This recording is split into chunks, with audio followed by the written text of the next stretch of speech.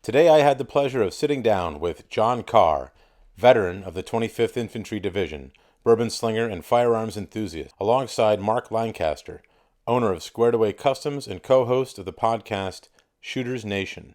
Mark is an advocate of the Second Amendment and has some good perspectives on life, liberty, and the pursuit of happiness. I enjoyed the discussion immensely, and I hope you do as well. Welcome to Radio Free New Hampshire. Thank you for joining us.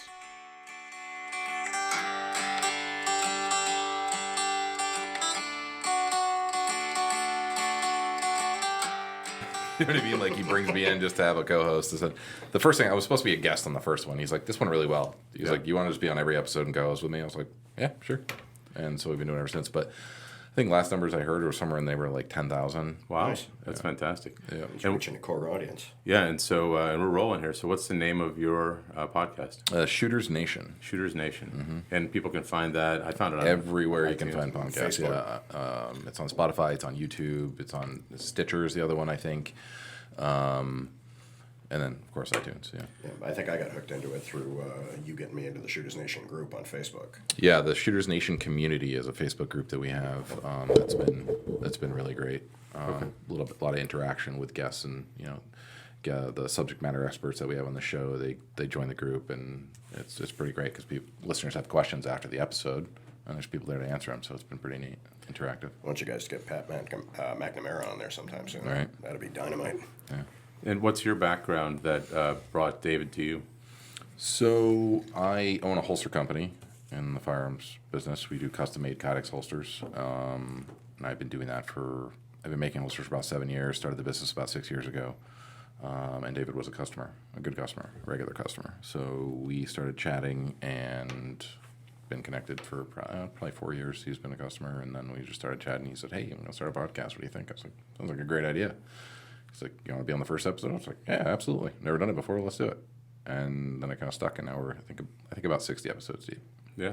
I've heard, like I said, I've heard a few, and it's pretty interesting. I enjoyed listening to the episode. It was the recap of the NRA conference that you attended and David attended. Yep. And that was interesting. And then I listened to a couple others as well. And John, you haven't been on yet? Not yet, huh? Yeah. One of these days. One of these days, yeah. And so, Mark, what's your background? What prompted you to start your company?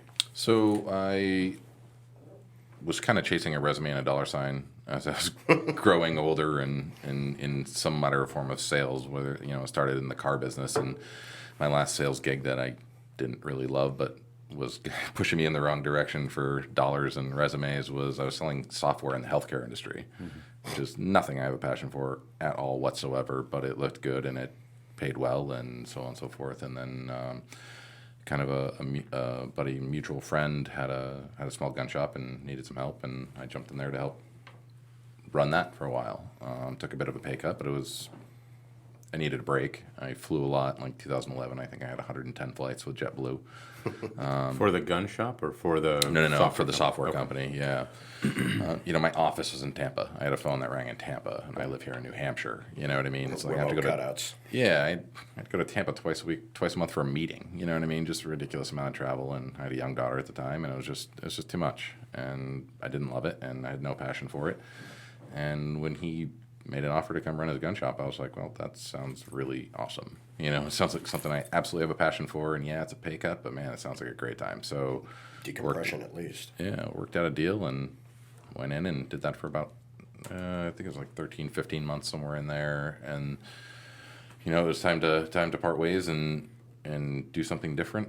And he was going to kind of take over the reins of his shop himself. And I was like, the thought of going to do something that I didn't have a passion for again was horrific. Well, you were their rifle guy for the longest time too, weren't you? Yeah, built a bunch of carbine builds and custom builds and customizations and that kind of modifications. looped you into the holster thing there when some of the guys actually checking into you for that, because you came in with some of your own, I believe. Yep, and that's basically where the holster thing started, was when I was running that small shop. Is I thought, another way we can make some money is I'll start making custom holsters. I've seen it on YouTube, maybe I can do it. Made the first one I ever had on the island in my kitchen. Bought a piece of Kydex on Amazon for $12. Bought a chunk of leather from the local leather guy and made this holster on my kitchen island with a heat gun and a. It was a nasty piece of work. But people started coming to the shop and see me wearing. And was like, hey, where'd you get that? And it's like, I made it. And I was just like, man, we could probably make some money on this. So I started making them for the gun shop. And then when that got busy enough, I hired a guy to make them for the gun shop. But yeah, when the relationship with the gun store ended and he was going to kind of take over and I was going to go do my own thing, I was like, there's no way I can go work for the man doing something that I don't have a passion for again. You got a taste of freedom. Yeah. And so I was like, screw it. So I had 39 guns and I sold about 30 of them to fund the business. Started it just like that in my laundry room of my house. And just word of mouth, getting it out there. Started a Facebook page back when Facebook didn't care if you had a gun-related business, and promoted the hell out of it there. Borrowed zero money and got it off the ground. It went real slow the first year, and then it took off really good. And then there was some huge peaks that we encountered. You know, at one point in time, I had 7 guys working in the shop and me running the back end. And now I've ratcheted back to bring it to a much more comfortable, manageable, less stressful level of operation. And, I got one guy and a part-timer and then me. And So you're actually making them again?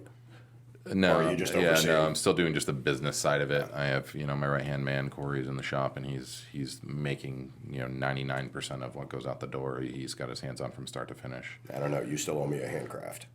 Yep. No, John was a customer from very early on, and That first kilo is still out there, too. Yeah. My buddy Chris ended up buying that off me.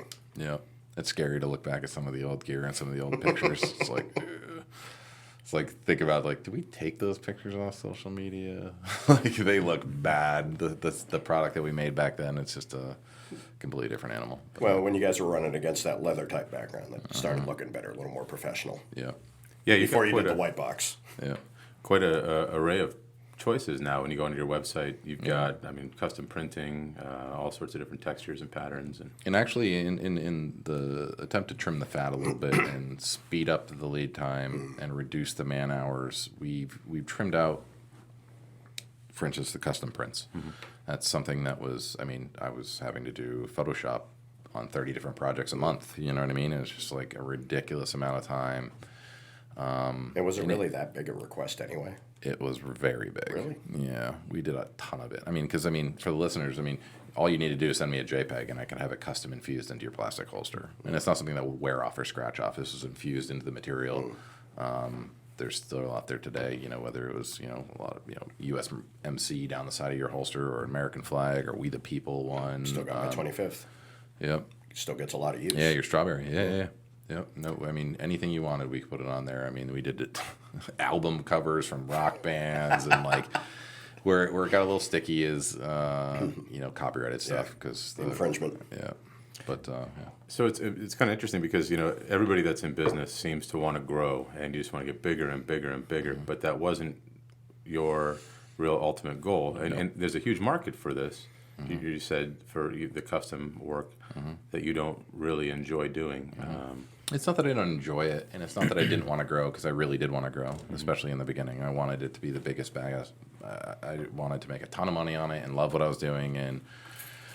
But at what point does it become a business? Yeah, it took all the fun out of it. It took all the fun out of it 100%. And it still it kind of got to the point where it was like so big and so chaotic, and there was so much going on. It was more than I wanted to deal with. Lead times. You were starting to get up and raving as far as lead times go. You come to my... John comes in, he wants a holster, and I'm booking out 12 weeks. He's a buddy, and I feel bad saying, I can't help you, John, right now. Like, I'm booking out 12 weeks. I've got 700. It's not like I'm going to give you a hard time about that. I've got 700 orders ahead of you. You know what I mean? I can't just stop everything to make you one. You got invoices going across the board. I can't really fault you for that. Yeah. You guys had to eat, too. Yeah. So how do you scale back a business like that? So I stopped advertising 100%. I have not spent $1 in advertising in over a year. So I stopped advertising. I even stopped posting on social media. I was a one a day on every platform for years. That's how I built the business. And I stopped posting on social media. And it took over a year, and we're still at an 8-week lead time. All right, you want me to stop sharing stuff for you? Because I still do that pretty regularly. I appreciate that, and it's only been until recently, and that's because I had another buddy that's just kind of going through some stuff and needed something to absorb some time, so I hired him at a very reasonable amount to run my social media. Just one more thing that I don't need to do. So my buddy Nate now is taking over the social media side of things. So he's doing the Instagram posts, the Facebook posts, and those sorts of things, and trying to fluff that up a little bit again. And it's just. I hope he's not the one that did that beard picture of you. He may. Oh my God. Yeah, he may have done that. Yeah, I saw that. I thought, wow, Mark's age. Yeah. It's like, Christ, for once you look young. I mean, you look freaking older than me. Right. And so your business now is solely still custom holsters, or have you branched out into other areas as well? So I am an FFL and an SOT, and for those who don't know, I have a federal firearms license and a special occupational tax, which allows me to sell suppressors, short barrel rifles, that sort of thing within the state of New Hampshire, class 3 items. We are an FFL, so we can do firearms transfers, we can do firearms sales. And we did that mainly because I wanted to get into the holster game when I was really trying to steal as much business as possible. I wanted to get in the holster game for competition shooters. The STI. Yeah, that sort of thing. I remember you mentioning that. The competition shooters' guns are so highly modified, no two are alike. So I really need their gun in-house because it's a lot of back and forth at $6 a piece for the USPS to find. It's like, oh, well, it's too tight here. Oh, it's too loose there. Oh, this doesn't fit this way. So this way, the end user, the shooter, could mail me the firearm. We could make the holster, test fit it with their gun, and then I could mail it directly back to them because I'm a Class 7 manufacturing FFL. So it allowed me to mail it directly back to the end user without them having to go through an additional background check, an additional transfer fee, all those sorts of things. So that's why I originally had gotten the FFL. Yeah. And so is there a reasonable percentage of your business that you're devoting to firearms sales or to suppressors? No, little to nothing. So it's just that you have the licensing that allows it. I have the license that allows that, and it also allows me to fund my habit at dealer cost, which is always nice. Yeah, so you got a pretty decent collection built up.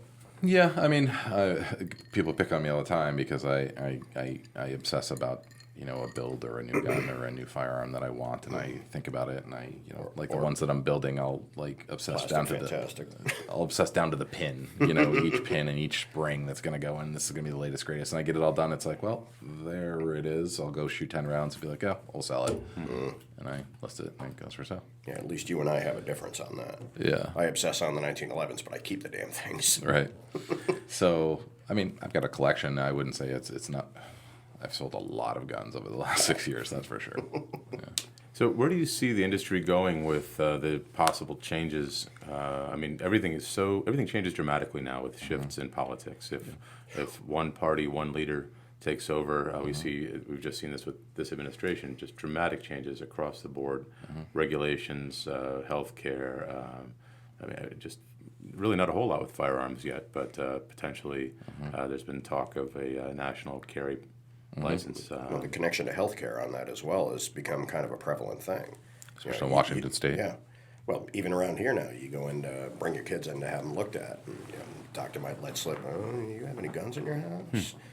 Even though it's probably not the smartest thing to just kind of throw that out there because they're being a little too obvious about it. So you've bumped into that? I've seen it happen with a couple of people. Yeah, it hasn't actually happened to me, so I've been kind of lucky on that, I guess. But it has happened, and I've heard people complaining about it in the waiting rooms. And, I've got kids, too, so it's one of those things where I expect it to come down the pike eventually. Yeah. Yeah, my daughter's 12.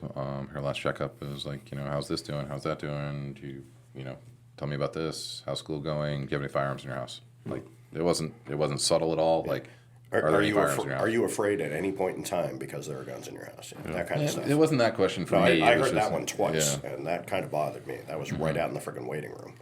It's just, are they in your house? And like, what business is it of yours? Shotgun yesterday. My daughter doesn't care. She's around them all the time. And I think that's, going off on a tangent here, but I think the biggest problem with kids and firearms is the curiosity. And you remove the curiosity and you remove the problem for the most part, I think. If you teach them from the early ages, then it doesn't turn out to be an issue, really. It's the ones who, I hate to say it, tend to obsess over it with video games and rap culture and everything else. Not to point fingers at one culture or another. It's just you find this stuff so prevalent in today's media that kids are like, oh, hey, what are we going to do? Can we do this? Can we do that? Blah, blah, blah, horseshit. Mm-hmm. Yeah, that's one of my favorite pictures of my daughter. Oh, yeah, that's a great picture of Bella. One of my kids, yeah. Mm-hmm. Yeah, and that's it. I think you're right. I think curiosity is a big part of it. We teach them right.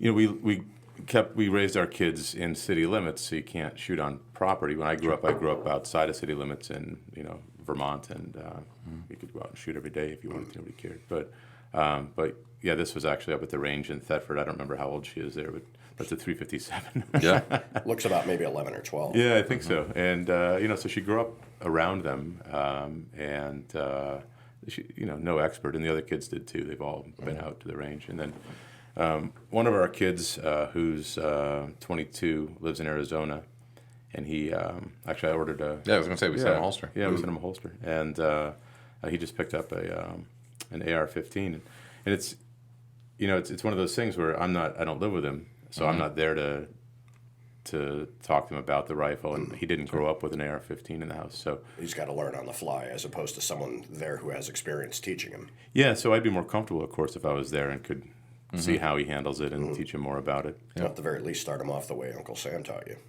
Right, yeah.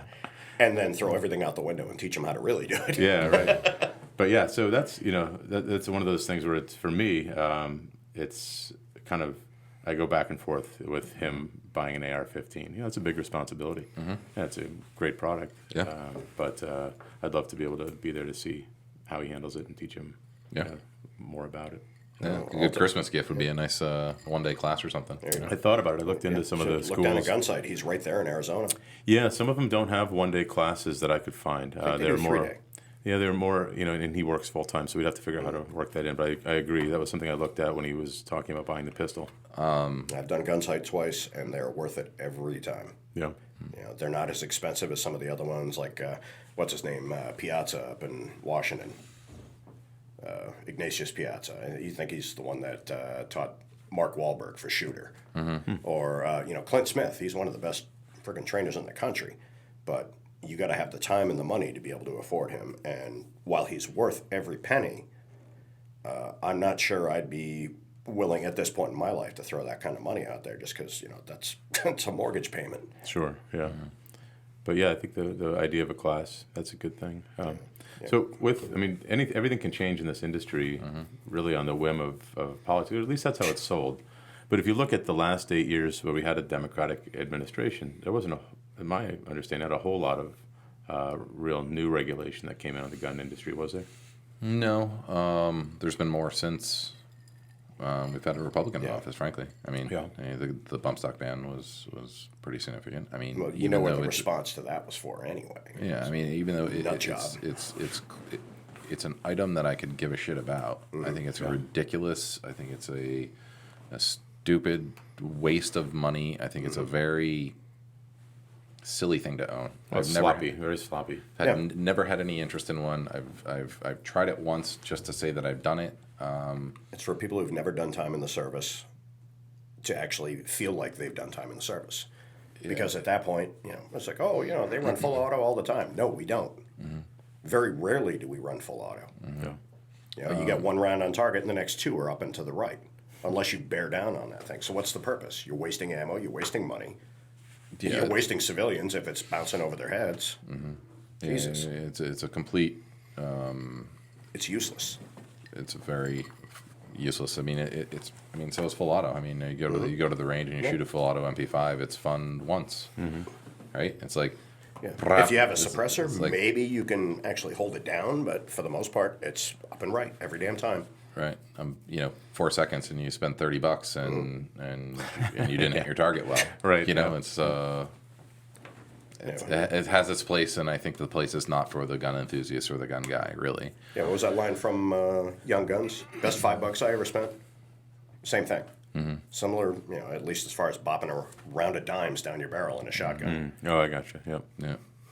Yeah. I mean, there wasn't any legislation per se, but what there was a lot of anticipation of it, and there was a lot of scare tactics, and gun sales have been way down since Right, the yeah. Republic has been in office. You know what I mean? So elections coming, things are picking up already. I would think you know, so, it's yeah. already picking up. Well, it's the fear-mongering. The closer that we get to the election, the busier it's going to be. And then basically, I mean, if we get another term, then it's going to be a very slow 4 years again.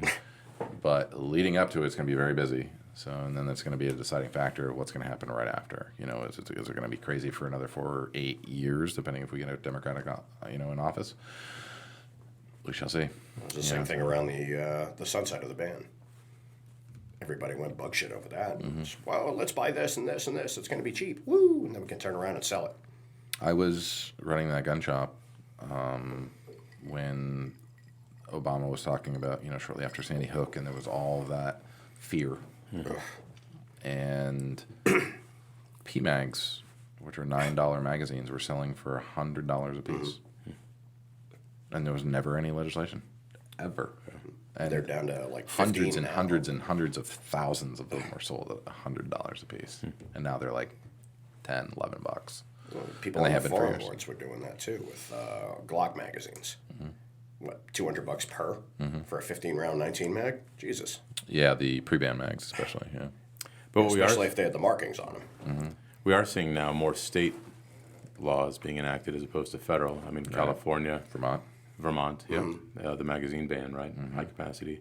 And I heard on your podcast you were discussing ARs that are built specifically for New York State. So what's the New York law? It has to be a fixed magazine? Has to be a fixed magazine. It can't be removable. So your option for loading is either a device that loads it through the injection port, which is kind of hokey and they don't really work well, or you can pull your back pin, tip your AR forward, and then load the top of the mag with an open rifle, and then close it and put the pin back in. California too, if I remember correctly. Featureless, right? Yeah, there's this featureless, but I think you can remove the mag in California. Well, with the bullet button. Yeah. The bullet button, which means you actually take the tip of a round. It's not a button you can push with your thumb. You got to take the tip of a round or something sharp and pointy, stick it in the hole so that the magazine will fall. Yeah.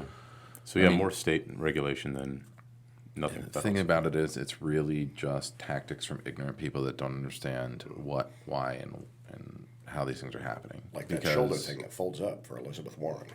Because at the end of the day, if you give me an ignorant shooter, a shooter that's not well versed, and you hand them an AR-15, and then you hand me a 100-year-old Winchester 30-30, and you stick us both at 100 yards, you stick us both at 25 yards. You know what I mean? And you say, go, I am going to put more rounds on paper faster, on the target, on the bullseye, so on, however you want to say it, than the person with the AR-15. The AR-15 doesn't make you a better shooter. It doesn't make you a more deadly shooter.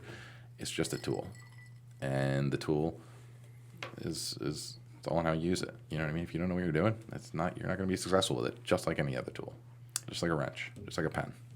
Yeah, I think people gravitate towards it because it has a lot of publicity. It's for people that aren't well versed in firearms. It's attractive. It looks aggressive.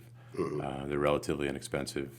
Image is everything. And there's tons of them out there now. So. Almost every company out there is making one now. So what are some of the regulations that we've seen come down federally since? So the bump stock ban is one. Is there anything else? The only one I know of. Okay. I can think of. Anyway. Officially nationwide, yeah.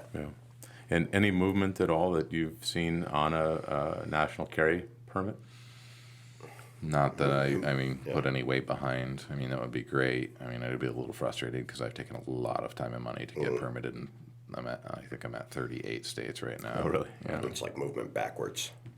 So your federal firearms license doesn't really give you any benefit? Give me a bit of good. Yeah. I mean, well, there are some states that say I can possess it, but it doesn't mean I can conceal it. And I can only possess it if it's in business use, right? So, I mean, if we really want to get really gray, I'm in the holster business, and I'm carrying a gun in a state, it technically would be business use, right? I'm trying a holster. It's a prototype I'm working on. Sure, yeah. We could get really gray, but I tend to stay away from gray when it comes to ATF and felonies. Right. It's just not worth it. Yeah, it's your livelihood. Yeah, I like to keep those guys in my good graces. Currently, I have a lot of ATF agent customers. You know what I mean? Sure. And that's where I like to keep them, is on my good side. So I tend not to get in the gray area, which is why I take these classes and I spend the money and I get these out-of-state permits. I just picked up Utah because I have a trip I leave for Seattle on Tuesday. I'm in Denver on Monday, Tuesday, and then Tuesday I head to Seattle. And I didn't have a Washington State permit. And I was like, how do I not have Washington State? So the way it works for people that are listening and don't know, you get one state and then there's reciprocity in other states. So I got Arizona was my first really big one. That gave me like 30 states. And then I have New Hampshire. And then, so I knocked out a bunch of them. And then I was just like, then I have an app called CCW for any of those out there that want to use it. It's really great. You touch the permits that you have, and then it turns the map red or green depending on if you're good or no good to carry in that state. And there's Washington in red, and you have all this crap going on with Antifa. It's like a hot spot up there between Seattle and Oregon and Portland and stuff like that. Yeah. I'm just like, this is just not where I want to be. And of course, it's a big gun event, which is also public. And I'm just like, I carry every single day. It's like most people ask me, like, I don't understand how you do that. It's like, well, it's not much different than you carrying your phone every day. Or your wallet. Or your wallet every day. Or anything that you carry every day. It's a part of my everyday. And, I have friends, hey, you want to go down to Mass and go to this restaurant? No, I don't. Yeah. I have no interest. I can't carry there, and I don't feel like doing it. It's very much, I say the same feeling is when you go somewhere and you've forgotten your phone. That ugly, weird feeling that most people have because they Feel naked. They don't have that device. I feel the same way. I've trained. I did 110 hours of firearms training last year, more than most law enforcement do in their career, Yeah. let alone a year. And I'm very savvy with the equipment. I know how to use it, and I refuse to be a victim. So. I heard you talking before on your podcast about just this concept, and I think what you really explained well was that idea that leaving it behind for that one day, and you don't anticipate anything happening, but there's always that thought of, if this is a day where something occurs and I don't have the equipment that I need, and I think someone likened it to having a first aid kit or any type of medical necessity. It's that one day. It's hard to imagine yourself being without that tool. Yeah, I have friends that carry some days and some days not, and some I'm wearing gym shorts today. Didn't really have a spot for it. It's like, well, how are you going to feel when the ass hits the fan and there is an instance where you could have saved the life of a family member or an innocent woman at the grocery store or something else, and you chose not to carry that day because you wanted to wear basketball shorts? Like, I feel like that people don't dig deep into it enough to They don't really think about the mentality. Yeah, they don't think of the philosophy of it and everything behind it that goes along with it. It's not just about carrying a gun. It's so much more than that. And it's a big choice. It's a big choice, and I think that people don't put the time into thinking about it. Because, at the end of the day, if you use your gun, even if it is self-defense, you're going to jail. You use your gun, you shoot somebody, you don't shoot somebody, you brandish, you're going to jail. Justified or not. Lawyer gets there. Justified or not. So you get a lawyer, you're going to jail. You know what I mean? A very renowned trainer in the industry, Masada, he teaches a class called Mag 40. And that class is about 10 hours on the range and 30 hours in the classroom teaching you what's going to happen before, during, after you use your weapon. Every bullet that leaves your gun has a lawyer attached to it. I remember that statement from 20 years ago, and it has stayed with me forever. I've known at least 3 or 5 guys that carried every day that have taken that class, stop carrying. It's not worth it. It's not worth the risk. It's not worth what's involved. They're scared to carry because of ramifications afterward. And that goes down the rabbit hole of CCW insurance. There's a lot of great ones out there that take really good care of you and protect you very well, and I highly recommend something like that. But yeah, there's a lot more to it, and people really need to think about it before they jump right into, I just want to carry my gun because it's cool. Yeah, so how do you feel about constitutional carry states such as New Hampshire now, where anybody can go and buy a firearm, legally can buy a firearm, and then carry it. I mean, right after the governor signed that, there was an incident here in Lebanon where there was a rolling, kind of like a rolling domestic dispute, and I don't remember exactly or the dates or anything. There was a rolling domestic dispute, male and a female, and an officer came up on scene and determined that the male who was in the vehicle had a firearm, but legally could carry it. The domestic dispute hadn't reached a point where there was some type of even a misdemeanor. I guess there was no chargeable offense that I recall, but then the officer didn't have any. I just remember that, and as somebody who believes in the concept of constitutional carry, I saw how it can be problematic. How do you feel about that? I think that the whole constitutional carry thing, it's not necessarily important to me. And I feel like if you're going to carry the gun, you should go through the education and the training to do it properly. And not to mention, I mean, if you're in New Hampshire and you don't have a permit, I mean, it's silly. You should just get the permit. It's really easy to do in New Hampshire. It's one of the easiest states. And then if you get New Hampshire, I think you get 9 other states with it in reciprocity, right? So, I mean, I think it's a silly thing not to do. I don't know. I mean, I like that we got it for the Second Amendment, right? I like that it's, for once, a step in the right direction. Step forward. Right. However, I wish we had gone a step forward in something different because I don't put much value in it. Yeah, and it's interesting because I mean, I'm a fairly liberal individual, but the Second Amendment defense is very important to me, as is First Amendment, and and as you look at the different rights in the Bill of Rights, those are all important to me. But there's a lot of thought out there, especially with more center and left individuals, that somebody like yourself or somebody like myself isn't going to have any type of a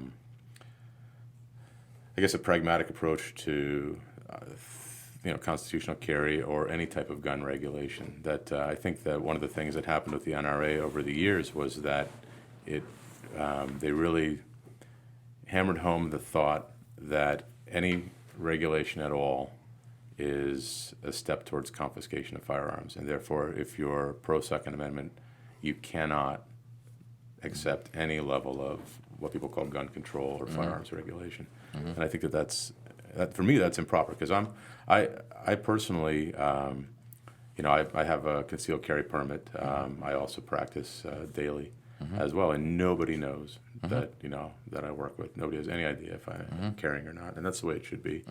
Nobody really knows my politics on it in depth. Well, that's because it's your business. Yeah, but I do think that there's another episode that on your podcast where we talked about what did you call it, slacktivism, or David, maybe it was a solo podcast that he did, but about people who, when something's important to you, you do have to speak out. If immigration is important to you, one side or the other, you should speak out on it and let it be known. If Second Amendment is important, or freedom of speech, or women's rights, or whatever it is, if you're sitting on the sidelines just watching what's going on, or with the occasional Facebook post, you're really not. It's like not voting. Then you have no skin in the game. Yeah, eventually you watch and you watch and you watch while everything keeps getting taken away. And then when everything's taken away, what do? But what is a reasonable regulation? So closing the loopholes of gun show purchases, individual purchases without any background checks. That's something that's, it's in Colorado. I know that they closed the doors on that, and they were really successful with that. And I don't think that alone infringed on very many gun owners' rights, legal gun owners. They did some other work in Colorado where they did a magazine ban and such. That's different, but Yeah, I remember that. I think the biggest thing that for instance, in the gun show loophole, I mean, I think there's some hot topics out there that are like hot terms that the media will use because it kind of springs up a little bit of fear in people's ears. If it You know what I bleeds, mean? it leads. People I was speaking with my mother-in-law. I was just visiting my wife's family in Michigan last week. Speaking with her, she's like, "Well, this gun show loophole is ridiculous. Nobody should be able to go and buy a gun from a dealer and not do a background check." And I was like, "Well, that's just it." yeah, If that's you're it. buying Nobody from a understands. dealer, there's an FFL involved. Right. The gun show loophole, I think, is one of these hot topics that people, they hear in the mainstream media, they don't know what it is, The assumption is that if you go to the gun show, you can buy a gun without a background check, and it's simply not the case. If you go to the gun show and you buy a gun from a dealer at the show, you are doing the exact same Form 4473 background check that you would do if you walked into Bass Pro Shops or Cabela's and bought a gun. It's And the exact ICS same applies in both cases. So what is the actual loophole? So the loophole is, Personal sale. and it's ridiculous because the loophole is if you go to the gun show and you're walking around and it's like you bump into a guy and it's like a guy's like, hey, I heard you at the table over there and you were looking for this and they didn't have it. I have one. Would you like to do a deal on mine? That is the gun show. It's a personal sale, which there's websites that do this all over the internet. But it's like a Craigslist for guns. You know what I mean? Like it is legal to sell on the secondary market. That's the fact of the matter. Yeah, I mean, parking lot stuff. the parking lot thing is the gun show loophole, which most people just don't understand. And I've never seen it happen. Yeah. I worked gun shows for years. I've never, ever seen it happen. Yeah, rarely, if ever, are you going to see a tailgate party for an AR in somebody's backyard. You know, That's just how and, it I- and, I- works. and it's just another one of those, those hot buttons. Like I think the AR-15 is another hot button. You know, there are many weapons out there just as dangerous that look like a hunting rifle. a Mini 14. The Mini 14 is a perfect Oh, example. Jesus, That yeah. gun is It's a great example. okay. I can do it exactly the same amount of damage. It shoots the same amount of rounds. It has the same exact caliber. It looks different. Yeah. It's frustrating because a lot of it is ignorance to for the American news listener because the media plays this stuff because that's what gets ratings. But too many years of watching the A-Team makes them feel that the Mini 14 can't hit a damn thing. I just That's right. Yeah. it's frustrating, because like sometimes, I had this because my mother-in-law is very left. I wouldn't say she's anti-gun though. She says, well, Mark, there's a problem and there has to be an answer. And I was like, well, I think that's the problem because there isn't always an answer. Mm-hmm. There is no way in hell you can legislate evil. Period. You've talked to Susan enough about this. You know her take on that. There's no way you Same can thing. legislate evil. If they want to do bad, they're going to. And they've proven that with pressure cookers and Home Depot trucks and every other. Hammers have killed more people. You know what I mean? Like, you can't legislate this stuff. It's just simply not the case. So what you're doing by putting in all these gun laws is you're going to restrict the guy that works his ass off to be very efficient with my weapon, and you're going to restrict me from it and keep me from potentially going home.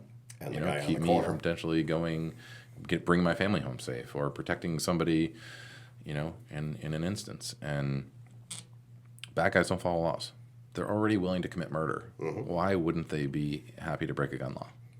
It doesn't make any sense. Yeah, I agree with you. And if you look around at the places that you're not allowed to carry a firearm, most of those places are the places you would most want to be able to conceal carry. Absolutely. And if you're going to Definitely. visit Boston, if you're going to visit New York City, those are the places, and many others as well. But Another We prime don't go example. to New York. We don't go to Mass. Right. We have Another friends prime- in both. Another prime example, some of the worst gun crime in this country is in Chicago.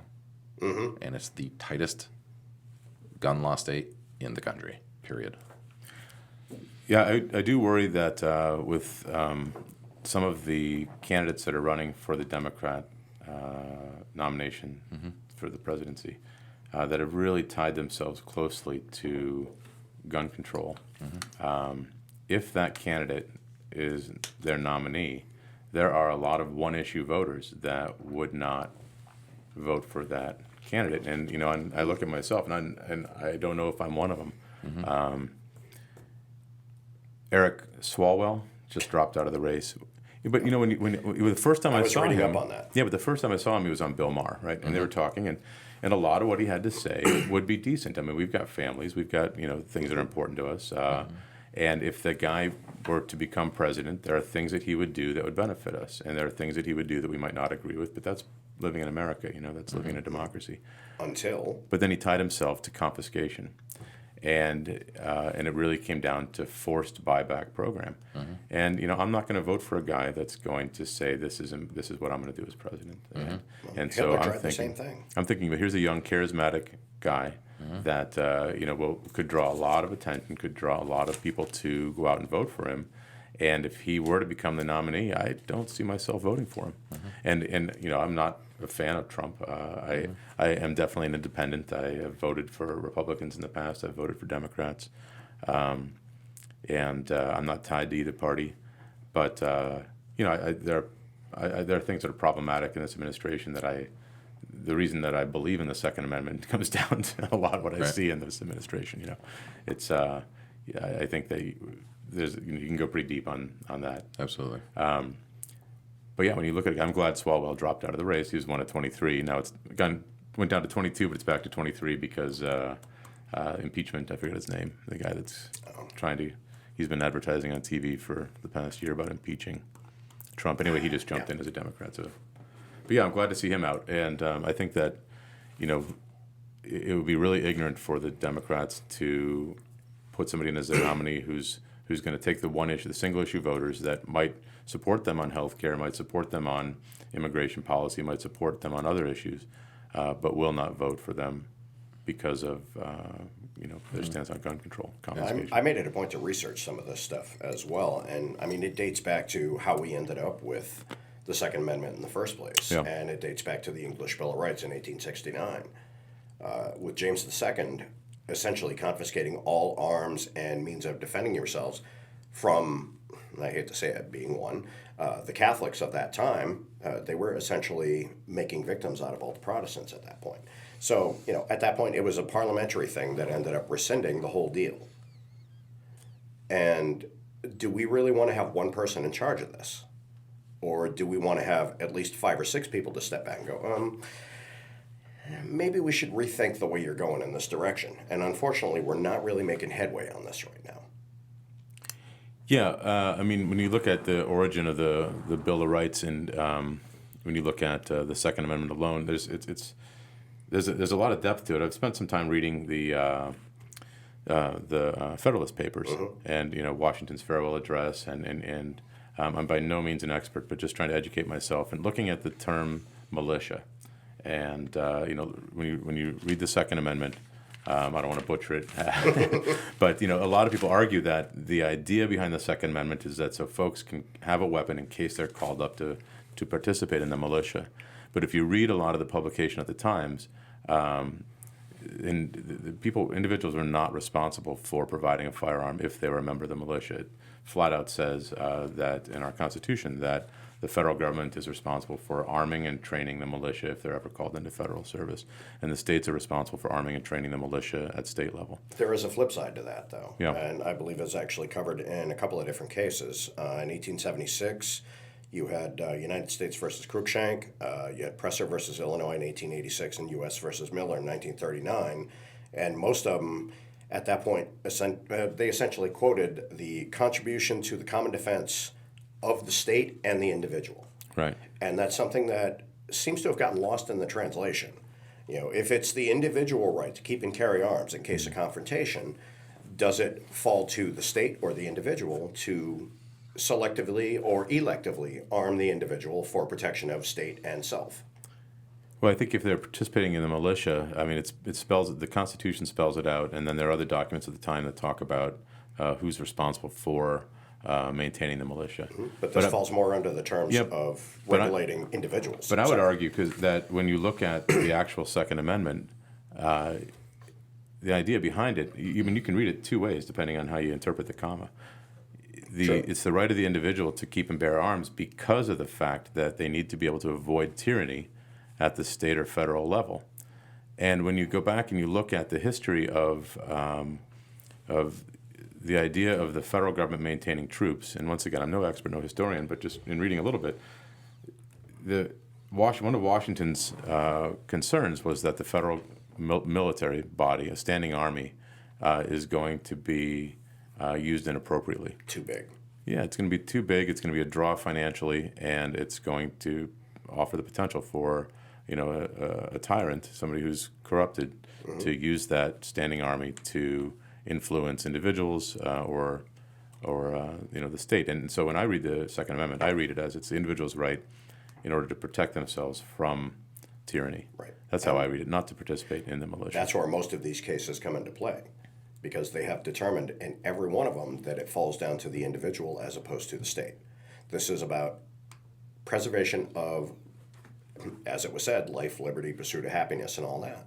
Yeah, but it's also interesting the Supreme Court never really upheld the Second Amendment until, Heller. or interpreted it that way until Heller, which I think was, 2008? Yes. And that was based on the idea that in Washington, D.C., the laws were so restrictive that they violated the individual's constitutional rights. And then they upheld it and really overturned a couple of those laws. So it'll be interesting to see how it goes. I mean, the court being fairly conservative right now as cases get tested again. So, but that is a concern, as things go forward, if the federal government is to get more restrictive, how does that impact us as individuals? And then if there ever was a forced buyback or really a confiscation program, I mean, that's gonna breed a lot of problems. It's going to be a big problem. Yeah, these are not people that you want to go out and challenge. No, it's not. That's the whole idea. Give us your guns. Right, yeah, that doesn't work well. Doesn't bode well with most folks. It can't happen. I think that everybody knows what's going to happen if that starts happening. It's not going to go well. And I'm not saying that every gun owner is going to, bar their doors and start pointing guns. And Right. It's not going to be that way. But there's going to be enough of them out there that are going to refuse, and it would be nasty. Just as a way of looking at it now, we are more divided as a country than we have ever been since the Civil War. What are the chances that we might be looking at another one? Yeah, but I think a lot of And those. that's not fear-mongering. That's just looking at, it's us versus them versus them versus them. Now we're not two sides. We're like 4, 5, 6 sides. I do think a lot of that though is hype. I do believe it. A lot of people believe it, I really hope so. but I think a it's lot of just it hype. is social media. I think a lot of it is the media pushing those ideas, but most of it comes back to the big money in this country is interested in sowing division because it enables people in power to enact laws and regulations that benefit them. And by dividing us, it really gives them the power. Of course, and nobody can agree on any one thing, but then it falls down to the smaller groups. Yeah, but you end up with tax cuts that benefit these corporations that are not benefiting No, of course not. companies The- my size. The little guy always ends up getting screwed. Yeah, and I think that's where that division comes. I think when you actually take most people, and I see this in our business, we go out and we've always been just really enamored by the fact that in our business we'll see the guys that are doing the construction work at Dartmouth, sitting, the drywallers and the ditch diggers, sitting next to the administration at Dartmouth, and there'll be professors at another table, and there'll be local high school kids at another. And there'll be people wearing camouflage at another table, and folks that are wearing, surf gear. I think that's really America. I think everybody does. The idea that we're all so divided, I believe, is really a fabrication, but it enables tribalism. And I think that's a real big part of it, is pushing people into tribalism, which makes for inaction in reality. The problem is you end up with too many tribes and nobody actually uniting to take on what the real problem is. Exactly. I think that's what it boils down to. Do you listen to Rogan? Yeah. On occasion. Did you listen to the podcast with Andy No last week? I did. Yeah. Rogan made some very valid points in there because for those of you who don't know, Andy is a journalist, and he was going to some rallies in Portland, Oregon, and knowing that Antifa was going to be there, and he was videoing and was attacked and beaten by Antifa, hit with rocks and milkshakes and punched, and ended up in the hospital with brain injury, Yeah. And so on and so forth. So that's the story. There was no arrest made. There was no interaction with the police department at all, and it apparently was I haven't looked at maps, but within feet of the police department itself, right on the steps of City Hall, essentially, is where this happened. Well, it sounds like they were falling under rules of engagement. Unless they're directly attacking you, you can't do a damn thing. Come to find out, the mayor and the police commissioner are the same person, Right, in Portland. And he apparently has ordered the police as a stand down for all Antifa or rallies of some sort at this time, and essentially handcuffed the police department. But what Rogan was saying is that the separation and the divide in this country, and in instances like that, and the part that I was he's exactly right, is when he was saying, like, you know, were beaten for their reasons, but, like, the last thing that we want is a bunch of people from the other side, you know, saying, okay, enough is enough. Like, they pounded the snot out of this guy. He's like, because these people have guns, right? Like, these people are very set in their ways, and they're very loyal about what they're doing. And so he said it way more cleaner than I'm saying it. But, you know, at the end of the day, he's like, the retaliation that you're going to get is not going to be pretty. Yeah. And it's not going to be healthy for anybody. You know, it's going to be bad. Yeah, and for every action that you create, there's going to be it is a very unequal Absolutely. and opposite reaction. Absolutely. And it's gone on, and it's gone on, and it's gone on. And this kid didn't do anything. He wasn't antagonizing. He wasn't doing anything. He was just running video, and he was completely beat to crap because he was a, I think, quote unquote, like, white nationalist is what is the reason. Coming to find out, white. He's not. He's Vietnamese, and he's gay. But he was white to them. You know, and I'm like, he was a target. Openly gay man, Vietnamese man, and, you know, Antifa felt the need, and he's like, you know, you're hiding behind your masks, and it, you know, it's a big problem. Well, that falls to the whole political aspect too. You know, Antifa is supposed to be anti-fascist, and yet they're exhibiting a lot of the same traits that. That's also they're what he said. Railing like, against. Isn't what they're doing fascism? I mean, this is. They're creating their own political party. You know, they're essentially brown shirts for the new generation. So. Yeah, I mean, that's I don't understand the idea of using violence to defend supposed liberal principles when you're. But once again, you go back to who's actually controlling Antifa, you know, and I have no idea. But it was interesting to learn that one of the control. Well, but there is. That's the thing. And one of the authors of one of their manuals is actually a Dartmouth professor. Yeah, an adjunct professor, I think, at Well, Dartmouth. they might be pointing in directions, but they're not actually leading. They're not controlling. They're just saying, "Hey, go." Well, that seems. I mean, you know, that might be the thought, but I think that there's more to it than that. I think that there is a lot of direction. There's a lot of control about information they talk about in that podcast. You know, there's they don't allow dissent within the organization. When you look at what they're really building themselves into, it's exactly a fascist organization. That is. What are they promoting? I mean, violence. They're promoting violence. They stand behind the idea of anti-fascism, but that's just lip service. There's obviously no actual even concept of what they're protesting against. What it is it's tribalism. What they're doing is they're fighting against something they don't like, whatever it may be. It does not conform to their standards. So, hey, we're going to fight you. We're going to throw rocks at you. Hell, we might even beat the hell out of you just because you're there. I think it's about getting people to get up and get out and belong to something that they feel a part of, that they go out and they feel like they're a bunch of tough guys in a gang, and they go out and they wear masks so there's no repercussions. You go to a city like Portland where the police are forbidden to interact with Antifa. They don't make arrests. They don't stop them from violence. I mean, these guys are going out and openly macing people and walking down the street and spraying mace on people, and the police are standing. That's assault. If you spray mace on somebody, you are assaulting them. It's not a deadly weapon, but you certainly It can are still assaulting them with qualify a under weapon. the rules of mayhem. I'm sure there are many different charges that should be applied You to can that. lose an eye for that. That's mayhem. Anytime you lose any operative part of your body, as far as the legal system goes, that counts as mayhem. I think a So big part you of lose it. an I think eye a in big here. part of it is young people using these sorts of things as an excuse to go out and be an asshole with no repercussions. Yeah, I think that's a it. huge part of it is that.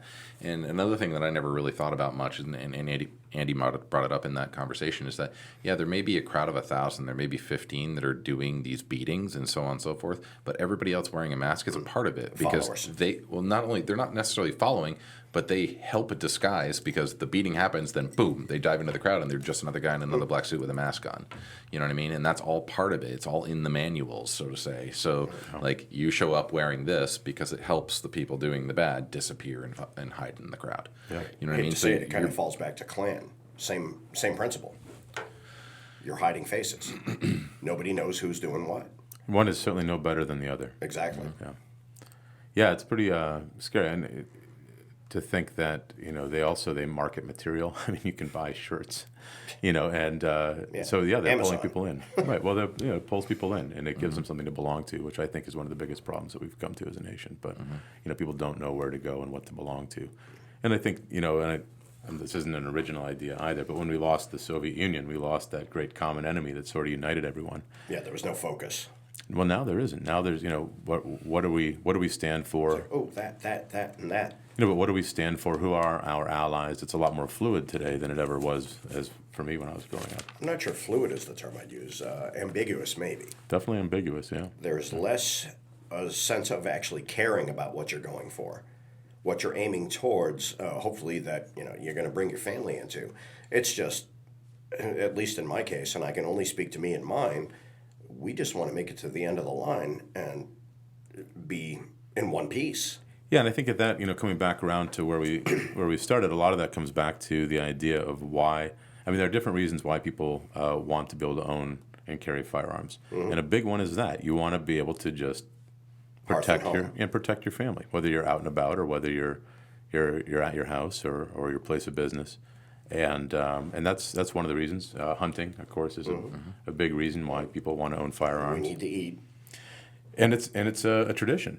Hunting is and it's also, in most cases, good for the environment. It's important for maintaining, moderate levels or the appropriate levels of deer and that would be on my wife's side of the family, and of course on my side, it's always been along the lines of,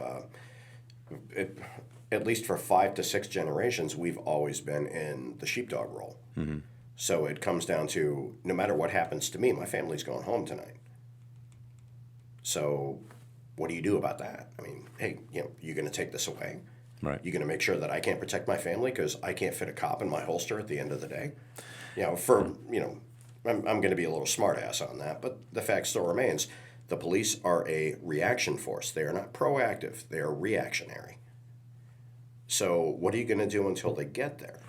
And ultimately it comes down to people that, hey, I'm going to protect my people, me and mine, whether it's you at work or Mark when I'm visiting or my kids at home. Sure. Or, I was in the Price Chopper last week, and some guy just started losing it, screaming at this woman, and he You'll see that grabbed in a cart once a week.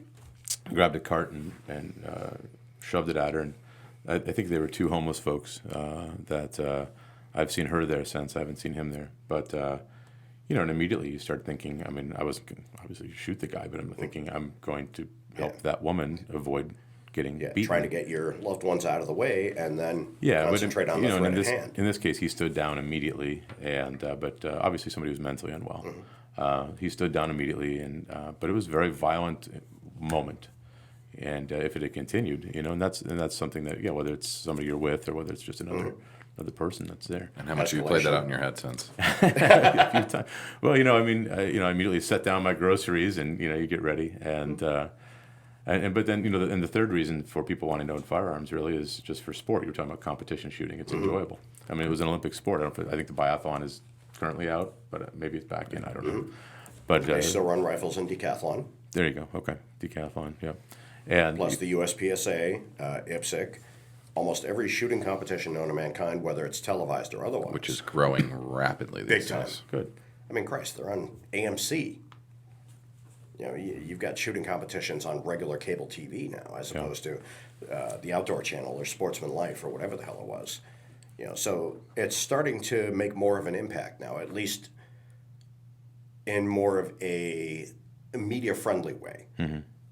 I guess that's probably the best term I can use for it, because before, it's a gun, we don't want to see it on TV unless it's on SVU or something along those lines. So now that it's actually become part of the, I don't know, maybe cultural appropriation, there it is. People see it and they go, oh, this is okay. Now that it's televised, now that it's sent out to a broader audience, we can like this. We can like it and not feel bad about ourselves for liking it. So let's go to the range. Let's go down to, the firing line. Let's rent a gun and, see what we can do with this and, feel empowered, or at the very least just feel some relief, because it ends up being a stress release without actually having to spend $200 an hour on a therapist couch. So when I grew up, I went to camp, and it was at Post Pond and Lime, Camp Pinnacle, they called it. And so we grew up, I don't remember how old I was. I was a little kid, first, second, third grade, and learned to shoot a .22 bolt action. That was just part of going to camp. It was just one of the activities you signed up for, and they had archery, and so I did that every summer when I went there.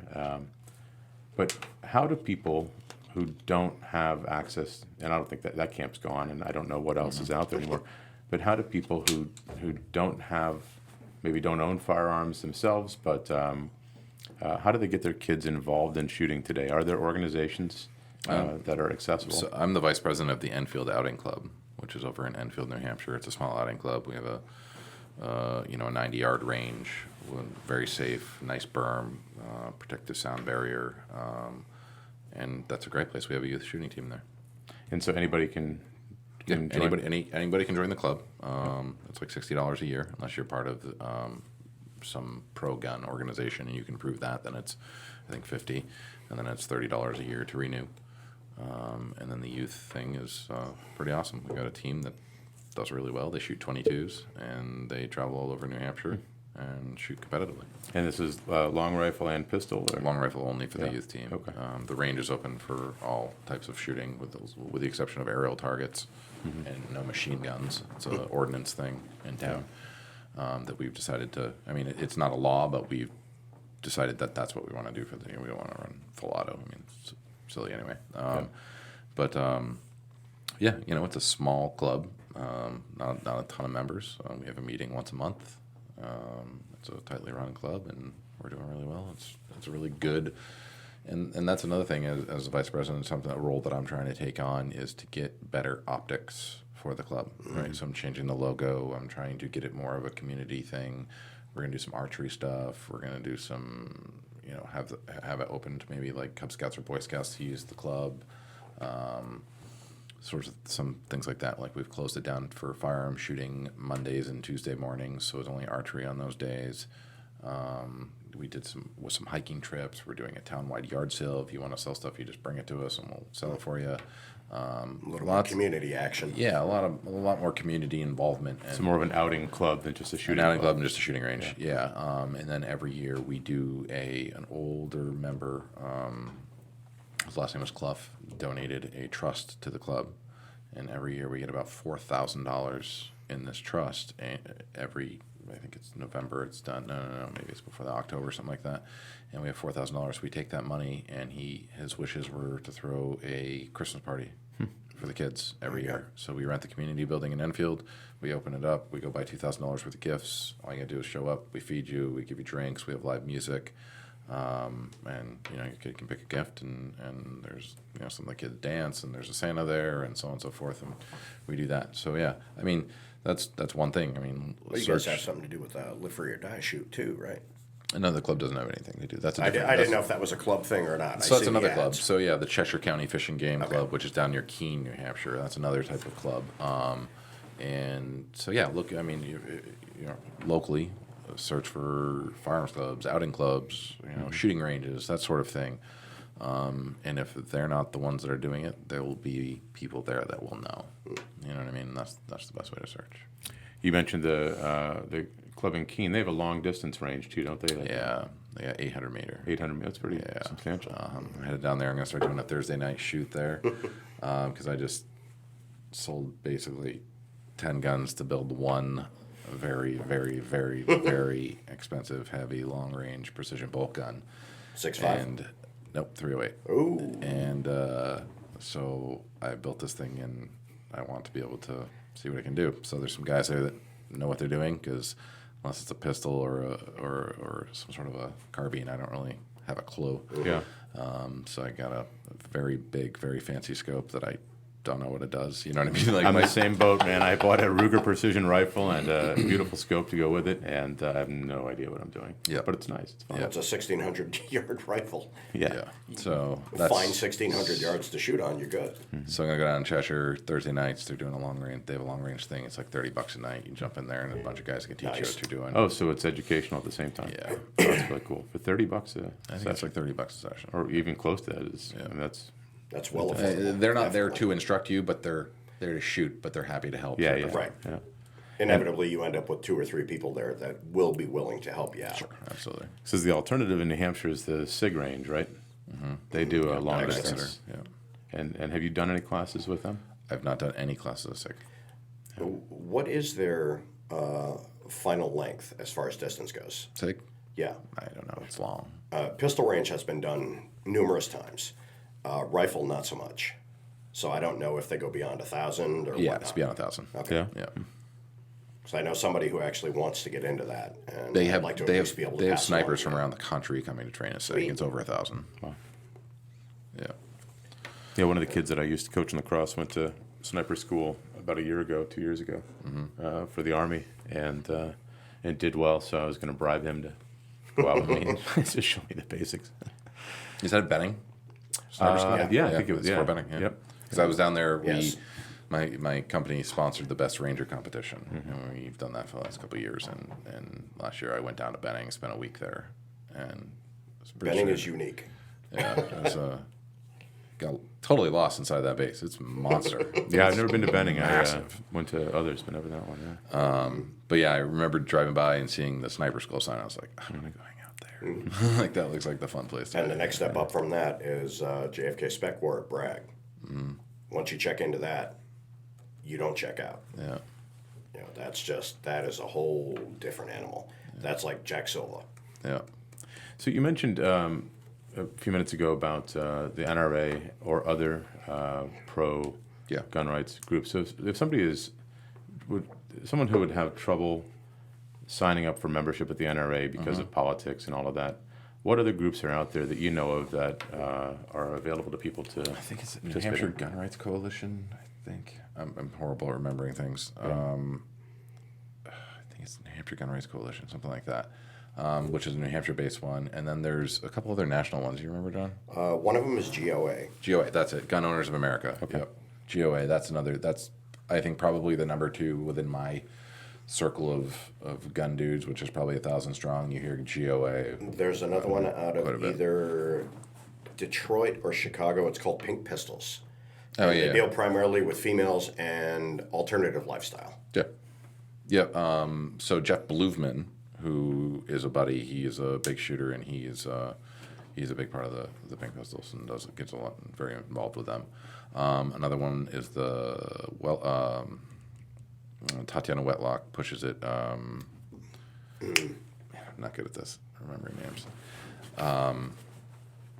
No, is it Girl in a Gun? Yes. Which is a all-female type of organization. Not really a political thing like that, but it's a groups to be involved in that are helpful. Yeah, I can get information on all sorts of different things. Absolutely. And I'm sure they advocate in certain areas. 100%. Yeah. And you also talked about concealed carry insurance. So, and you alluded to why that's important. How many different companies have you had experience with? I have only ever dealt with one. I've heard about a lot of them, and I know that I hear some are more popular than others. The NRA pushed one really hard last year called NRA Carry Guard. That's one. Yeah, that one went out big time. Yeah. That was all over the news. It was marketed really well, but I don't think it was bought very much. Like, I'm sure they sold a lot, but I don't think it's as big as as some of the others. This one based out of the West Coast. It's a husband and wife team. They actually do instruction and insurance and the whole legal background. I'm trying to remember the names. And so the purpose of the concealed carry insurance for folks, because once again, constitutional carry in New Hampshire, I mean, all sorts of people.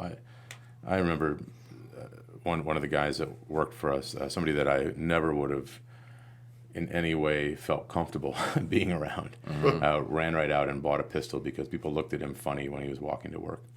And, that just opened a whole bunch of different cans of worms in my mind.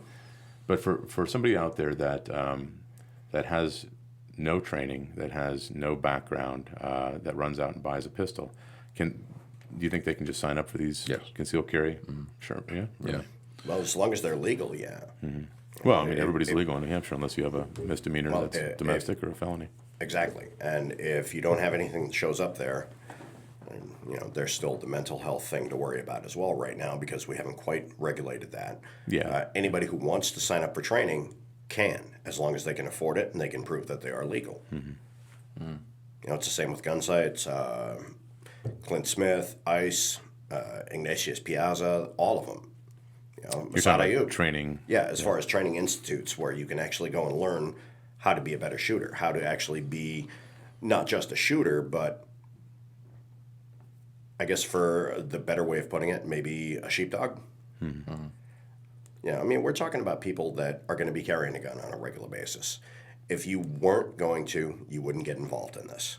I just feel bad for people that go out and do this and have no idea. I mean, one of the nice things, at least about getting your New Hampshire carry permit, is that there's a little bit of education that goes along with it. Like, don't go into a post office or a federal building. You know, most No people schools, don't. no post offices, no federal buildings, no. But most people, no city buildings. But a lot of these folks, I'll go back to this one young individual that worked for us that ran out and bought a revolver to shove in his pocket so he could walk to work, and if people looked at him funny, he would feel safer.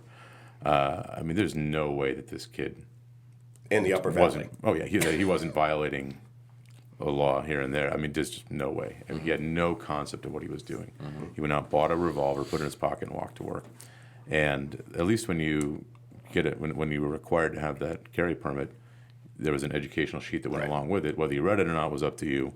But you know, I do agree that I think that, you know, some classes, and that's where people get very concerned about violating Second Amendment rights, but some classes that can go along with either purchasing a firearm or carrying a firearm. I think some of it comes down to just because you can doesn't mean you should. Yeah, absolutely. And that's the whole thing I have with open carry. Well, I think that's true with a lot. Well, open carry is a whole other can of worms. The first thing I think about... But it still gives you the same basic principle. You know, if you can, should you? Maybe not. Yeah, I don't...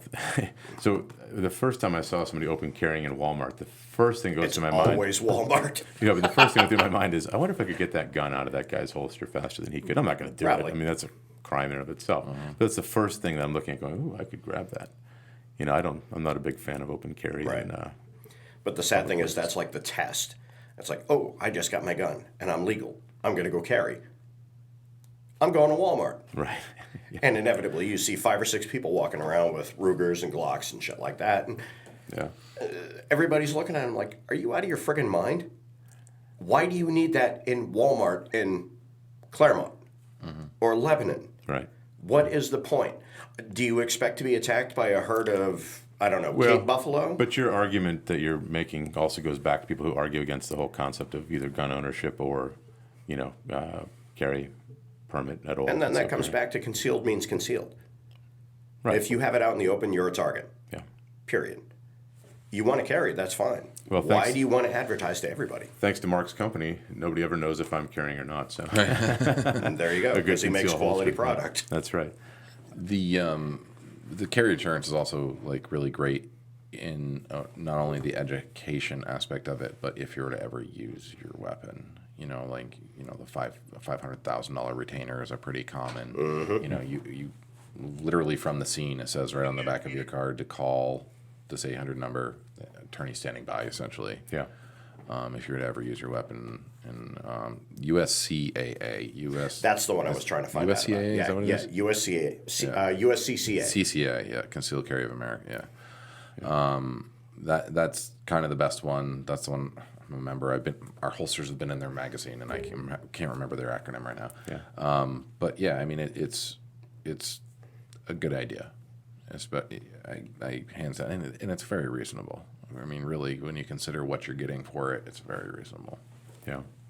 And the people who actually founded that are instructors out on the Northwest Coast, which was why it kept kicking back into my head on them. Like, okay, I know this. What do you think of proposed ideas like a 7-day waiting period or a 14-day waiting period when somebody goes to buy a firearm? I don't think it's going to change anything.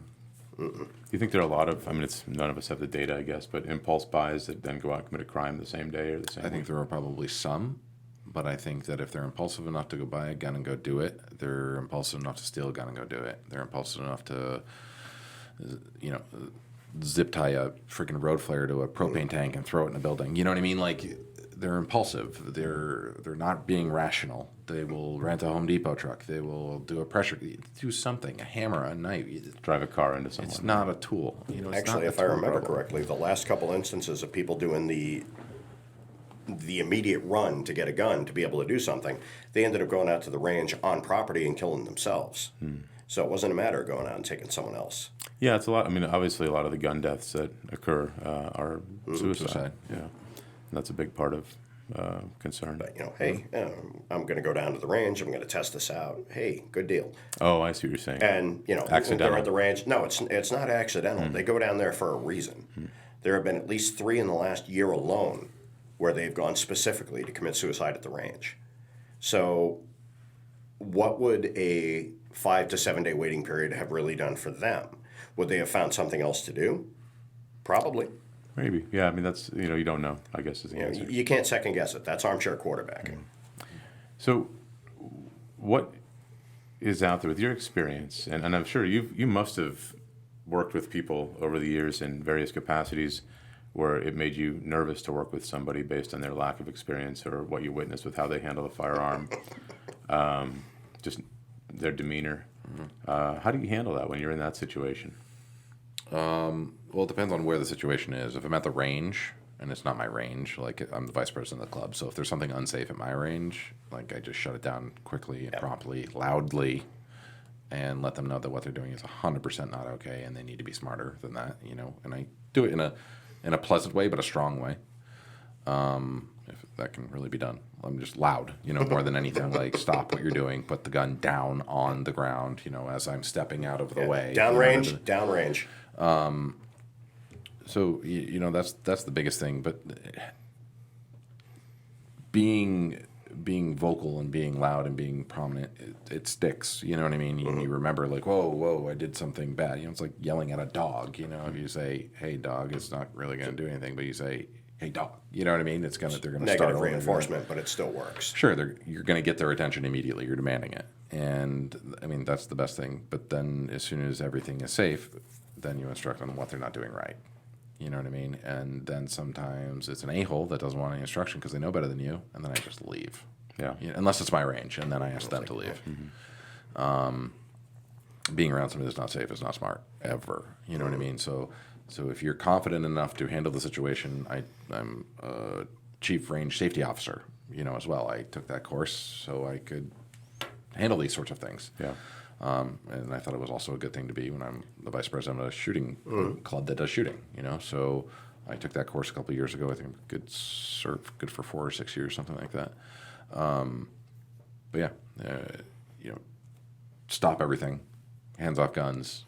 Let's talk about what the problem is. Yeah, if you're in control. That's maybe one of the problems with going to free ranges, or where membership really isn't monitored. There was a little one up in rural Vermont that I think it was like $14 a year, and we'd go shoot there, and it was nice. It was maintained by a club, but there was one instance where some kids came out on the range and they had an AR and an AK, and they're just blasting away, and you start to feel very unsafe. Yeah. And another time at the Vermont State Range in Heartland, which is a nice range with a range safety officer there, and where I just had a really uncomfortable feeling, just that your amygdala is just sort of like something's not right, and when in doubt, that's tough. Yeah, and that's it. I guess you just leave. That's the smart thing. I've left that Heartland range. I can't even tell you how many times. Really? Yeah. Especially before they did all the work to it. I don't know if you ever went there before, but it used to be like a free-for-all. And I went down there once, and I was like, "Hey, would you keep that shotgun pointed in the safe direction, please?" And next thing I know, the guy's turning around. Yeah, the guy's turning around again.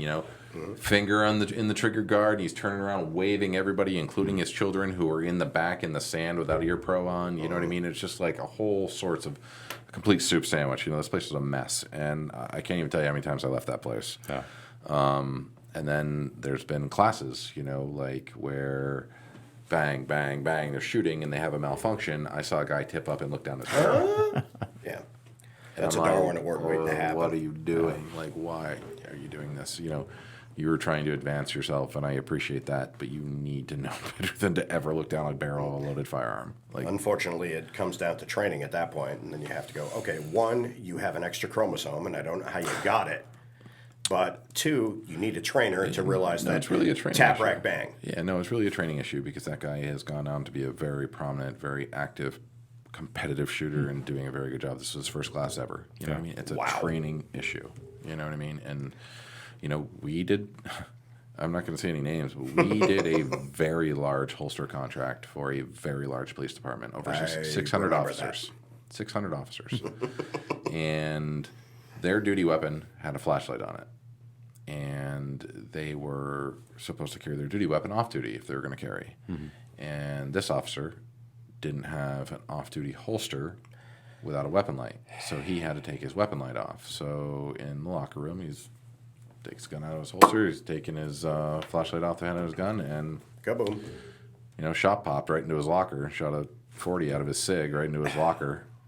And that police department, that agency, rather than train their staff, decided it made more sense to buy $60,000 worth of off-duty holsters for other agency.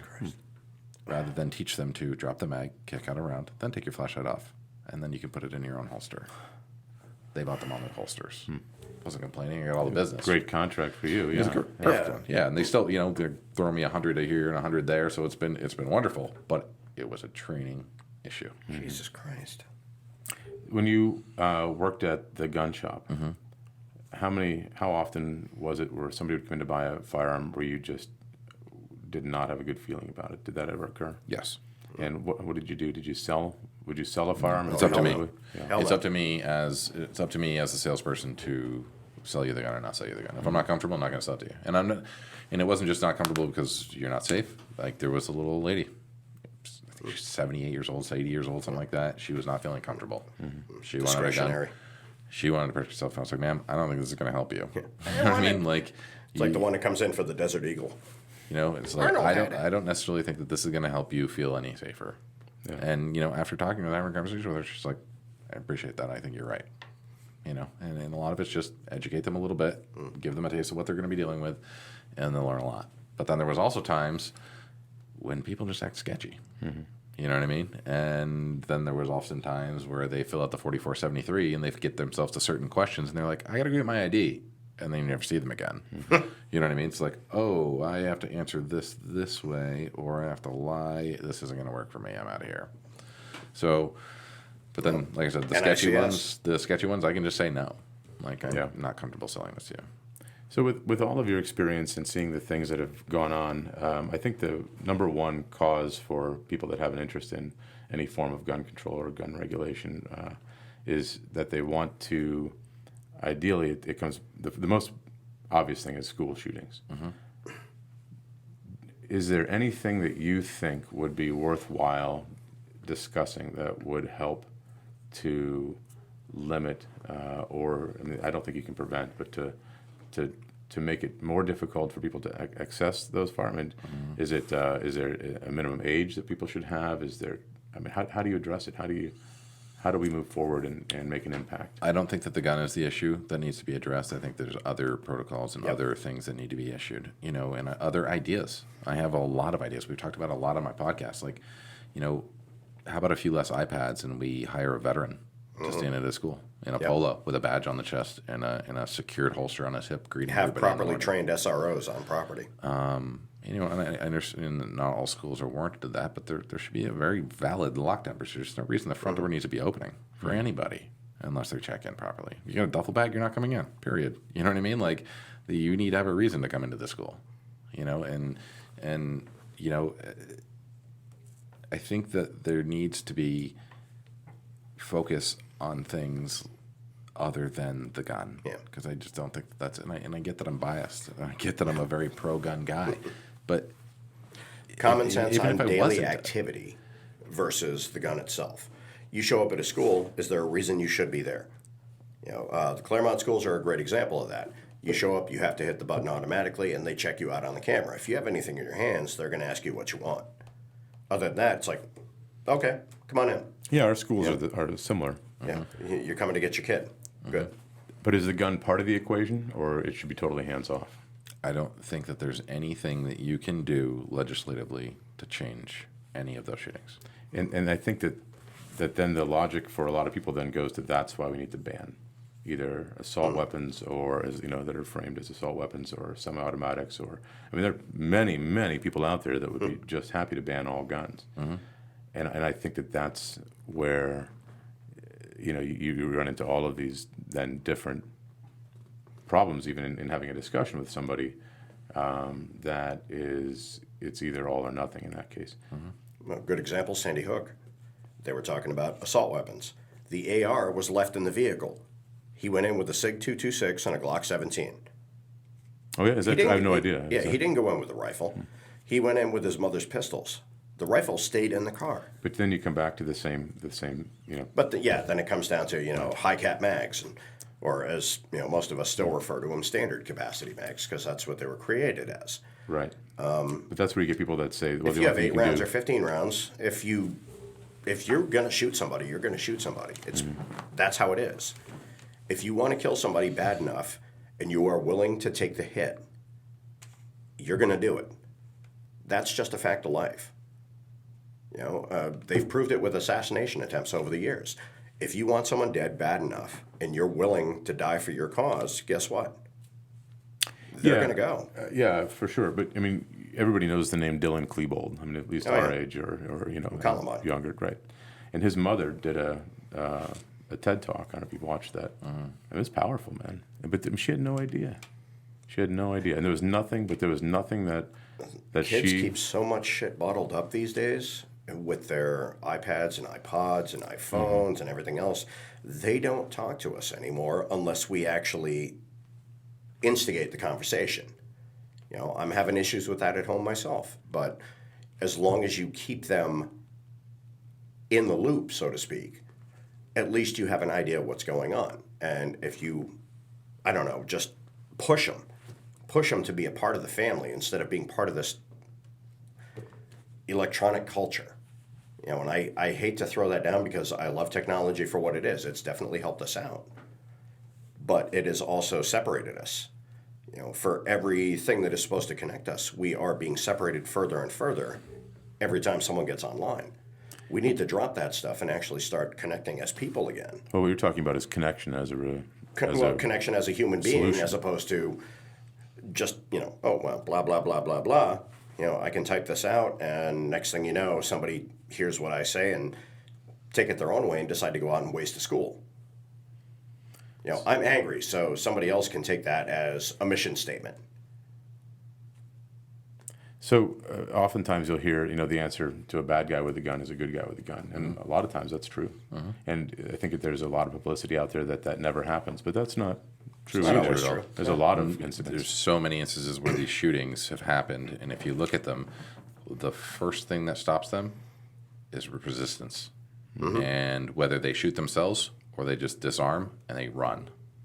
Right? And I mean, if you look it up, it's very frequent. They either shoot themselves or they disarm and run. Very rarely is law enforcement taking them out. Most times they're taking themselves out, or they're just trying to just or they take surrender. More often than not, as a victim, if you run, you're a target. If you stand down, you're not. So in a sense, I can almost understand. Let's keep rocks in the classroom so we can hit them with them. Parkland. It's something. As soon as they saw the police presence, I mean, granted, there was one cop running around outside doing nothing, being a 100% complete coward in my book. I think about it, it just frustrates me. You know what I mean? Like what the difference 3 minutes makes. You know what I mean? It's a huge deal. But once he saw police arrive, he ditched his guns, took off, and they found him in a Subway or McDonald's. What was it? Yeah, McDonald's. It was off property. I remember that. He was off property, just wandering into McDonald's. It's like, just like that's their MO. They're not there for resistance. They're there to create as much chaos as possible. They're trying to make some kind of statement. We're just not sure what that statement is until after the incident is done. And sometimes we'll never figure out exactly what that statement is supposed to be, other than, hey, notice me. And it's sad to say that that's what it takes for people to actually notice some of these people who are essentially going through life as phantoms or ghosts. Yeah, I agree. I think that's a big part of it. I saw a ton of kids like that in my graduating class. But they didn't turn around and start wasting people. The fact still remains that if you can get someone to notice you, even the most minor, insignificant little detail about you, it might stop something like that. So, don't ignore the kids. Jesus. That's one of the biggest problems I have right now. Great example. With Paulie and everybody else, I tease them a lot, but God, I love them to death. I'd go to the ends of the earth for them. Yeah, I think inclusion, that's a big part of it. And of course, we're talking broader scale here, but everybody is so isolated and compartmentalized these days into their electronics. Yeah, that's the idea. It's for what's supposed to bring us together, it's driving us further apart. Yeah, there's a lot of great benefits, and of course that's it's very cliche even to talk about it nowadays, but it's true. I mean, it's just there are so many benefits to it, but I mean we see this all the time in our business, in the restaurant. Just kids just are completely obsessed, and the babysitting occurs. From the moment they sit down at the table, they're handed an iPad or an iPod or whatever the heck, whatever, and the kid is lost. And that's just customers. Yeah.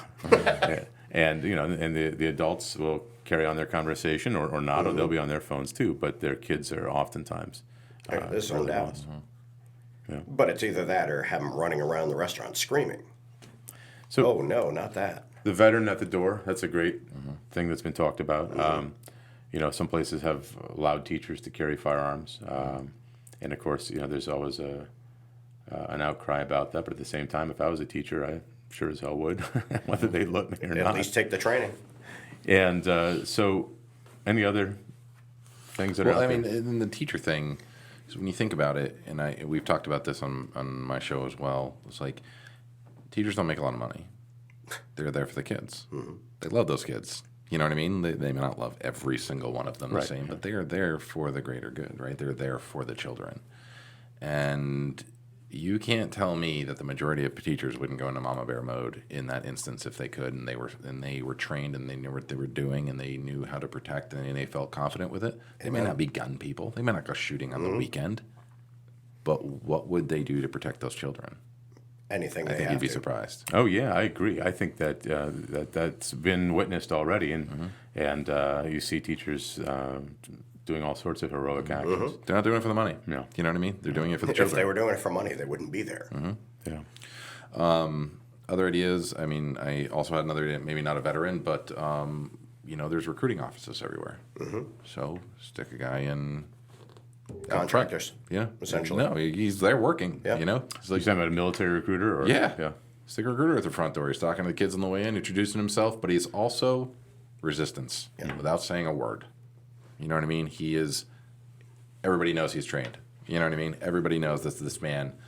Yeah, Could have he's been to here war for for all one I know. purpose He and one could have been in purpose only. Iraq. He could have been. Who knows? He's been trained, and everybody knows it. And they leave the office. They're there in the morning, and I think that's the biggest time. I think it when school's coming in, when school's going out, I think that's the biggest time. Other than that, school should be locked down. There should be no excuses. Yeah. And if there's a lockdown failure, it's the school's problem that they need to figure out. It's not. There's nothing you can save if the school's not safe. You know what I mean? Like anybody walk in anytime. I mean, that just doesn't make any sense. There was a time for that. That time has passed. Yeah, It we just passed had along with the time when we could actually keep shotguns in our trucks when we pulled into the parking lot. My mom brought a early shotgun 80s? to school on the bus Yeah. for skeet shooting in gym. Back when the kids could actually hunt after they got out of school. Try doing that now. Yeah, I brought a pistol into acting class with blanks in it and fired it with the teacher not knowing I was going to do that, and still got to go to my next class afterwards. Yeah, try that now. You're proned out and you've got an AR in the back of your head. Well, something would happen for sure. I don't know if I'd be in school there any longer. But yeah, that was a whole other story. That was a good experience. He still comes in to eat at the restaurant. Drama I'm not club. kidding. Woo! Yeah, so that's I think the biggest push for legislation is the publicity around school shootings. And obviously, it's horrific. And of course, the Las Vegas incident where you have somebody, that's what made the bump stock ban happen, was that one single incident. And whether you support the ban or not, or the tool itself was a piece of crap. It certainly showed that the government is willing to act in certain circumstances, and I think that the odds are that the federal government's going to lean left with the next election, and whether Trump is reelected or not, there certainly is a huge left, contingent on Capitol Hill, and I think that's going to continue to grow more than likely. And if you have a Democratic president and a Democratic Congress and a Democratic Senate, we're going to see gun legislation in those first Big 2 time. years. And just like they did with health care, that was the big push in the first 2 years of the Obama administration. I think gun legislation is going to be the big one. and that's gonna, obviously you'll see an assault weapons ban, and who knows what else could be out there. You got to wonder what's going to happen, though. I mean, is it going to be stuff that's new? Is it going to be grandfathered? Is it going to be all-encompassing? These are people that want to make sure that nobody has any access to things like this. Yeah. So is it going to be, the average guy on the street who maybe had something 20 years ago and might still have it? Or is it going to be anybody that's trying to buy something tomorrow? And largely that was the whole thing with the original AWB. And that wouldn't affect you very much in your business, though, just on a personal. No, I mean, the you're more licensed. scares, and the more. My second busiest state that we ship to, Yeah. Illinois. Wow, what a surprise. Massachusetts number 3. Yeah. They're very hard states to carry in. Jesus. And everything's illegal en masse. But it's a one-day class, isn't it, in Mass, to get the permit? Is it one or two? I think it's 1 for res, mass res. I think it's a 1. Out of state is 2, I believe. No, I took out of state. It's only 1. Is it? Yeah. Used to be 2. But it's annual. It's $100. You have to write a letter as to why you need it, and why you deserve it, and it's at will. They can just say no. I'm certified to get it. Not willing to take that sort of time or spend that kind of money to go spend money in the Commonwealth. I will go elsewhere. Yeah, you termed it in your podcast that we're landlocked. I mean, you've got Maine, Yeah, Vermont. I'm surrounded by no-goes. Yeah, Maine, Vermont, we're good, but then New York, Massachusetts. and then Vermont, not so much anymore. Really? What's changed there? Well, I carry a Glock 17. So I'm not that familiar with their changes. So the magazine restriction in the state of Vermont is now 10 rounds in a rifle, 15 rounds in a pistol. The pistol I carry 17. Can you load 15 in, and then you're legal? The magazine is illegal, not the The magazine is, okay. So even, and I went all the way to the office, and I called them, and I was just like, "Here's the deal." I said, "I have a federal firearms license. I'm permitted in 38 states." I said, "I have property in northern New Hampshire. I drive into Vermont, up 91, back into New Hampshire. Can I possess those magazines as an out-of-state resident?" No. Through the state. It was a hard no. Like, the only way is by putting them out of my reach. So they need to be in the bed of my truck. Okay. Can't be accessed from the passenger compartment. They should probably be unloaded, too. I don't know that that's part of it, but either way, my carry gun is going to do me zero good in the bed of my truck, right? Like it. So I trained with Vermont State Police, a couple guys from Vermont State Police, every single year in northern Vermont in the summer. We train carbine, we train pistol. My carbine's not legal, my pistol's not legal, and I'm training with law enforcement. I'm like, what?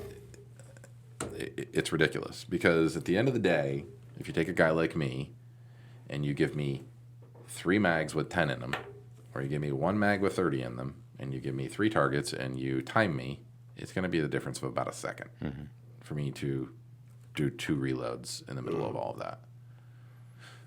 What are you saving? So then the advocate on the other side would say, so why not just downscale and go to 10-round magazines and a 15 in your pistol if you're that efficient? That's the other the other side. Because I have to carry more magazines, right? And concealment's already challenging enough. What do I want to carry 3 mags for? Not to mention extra weight. Ounces equal pounds. You remember.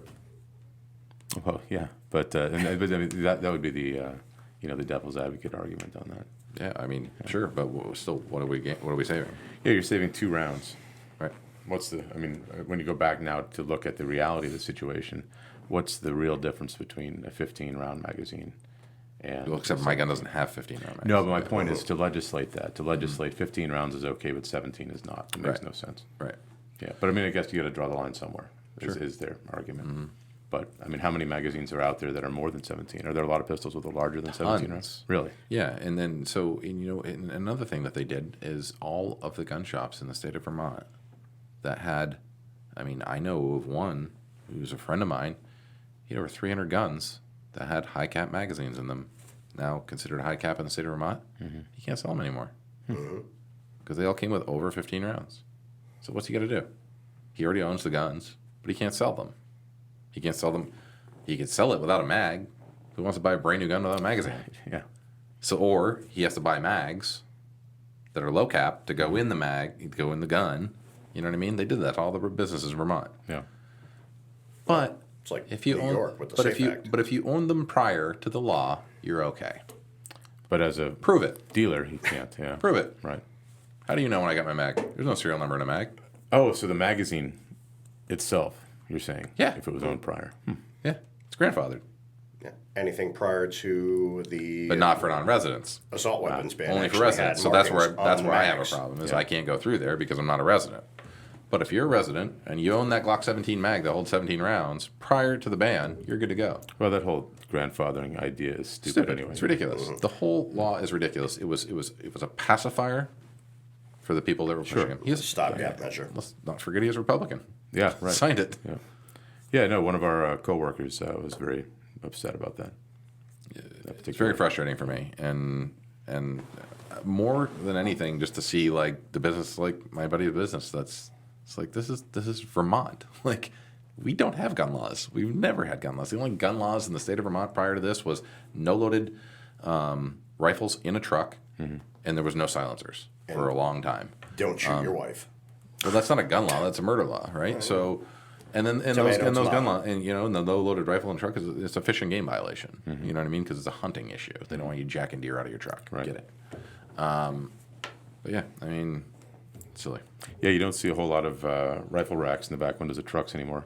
We used, my friend and I. Any in years. My friend and I used to sit up on top of the Hanover Inn in the winter and throw snowballs at cars. That was our pastime. But we had one rule. Don't throw it a gun rack. That's right. If there's a gun rack in the rear window, you do not throw that snowball at that Then vehicle. it's skeet.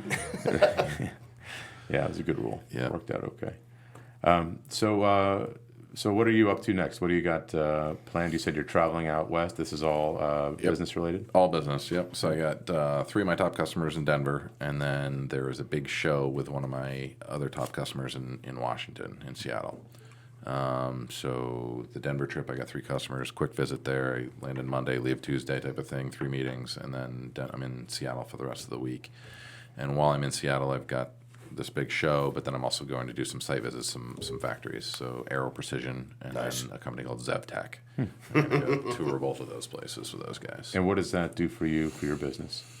Well, one thing that we haven't spoken about is I have a full-time gig as well as owning the holster company as of about 19 months ago. I went to work with a company that is one of the largest wholesale distributors of firearms and sporting outdoor stuff, accessories in the country. And I'm a national sales rep for them. So I have 176 accounts across the country that I sell to on a regular basis. So what we basically sell is if you walk into a Bass Pro and a Cabela's, you subtract everything that is clothing or has sizes. So like small, mediums, large, not sizes like calibers, but everything else we sell. So that's what this travel's all about. And I did that about 19 months ago, I think now. And it wasn't something that I needed to do. It was just a really great opportunity for a super amazing company. And I met them by trying to sell them holsters. I wanted them to buy my holsters to sell. And it's like, we're not going to do those, but maybe you should apply for a job. Yeah. Because we like you. So And you're enjoying that gig? I absolutely love it. Yeah. Yeah. It's really great. Get to talk guns and gear all day with people all across the country and do a little bit of travel here and there, which it gets a little challenging sometimes. But yeah, it kept me in the industry, and this is what the industry is what I love, and it's a bunch of really, really great people that I work with for amazing, super amazing company that treats me really well. And they totally understand I have my own business, and they're okay with it as long as I keep performing, and very supportive, and yeah. Yeah, it sounds like a good gig. Yeah. And John, what are you up to these days? What do you got next? Getting ready to come back to work tomorrow and sling some booze. And what are you building these days? You got any projects going on? Nothing currently. I think I'm actually going to start downsizing. Yeah. With a purpose in mind, or? Well, finances and everything else with the passing of my mother-in-law, we want to make sure we keep the house. That's kind of a key thing. But ultimately, I figure when it boils down to it, I only have 2 hands. So common sense is dictating. Yeah. And are you doing any shooting competitions at all these days, or? At the moment, I am not, although God knows I have thought about getting back into it. Yeah. At the very least, maybe CDP or something along those lines for IPSC, but we'll see what happens. Yeah. And Mark, are you doing competitions on a regular basis or No, nothing? I don't shoot competitively much. Oh, okay. I train a lot. Like if I'm, so my thing is like I enjoy shooting, but I just want to be very proficient, very safe, and that's my biggest thing. So the competition thing, I think is fun. I just don't have the time.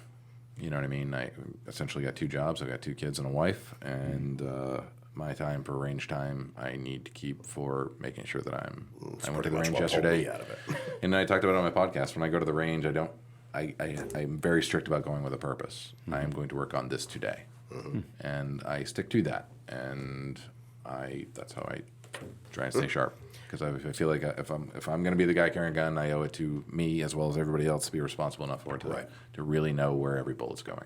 And you have 2 young kids. One's too young to shoot, and the other is...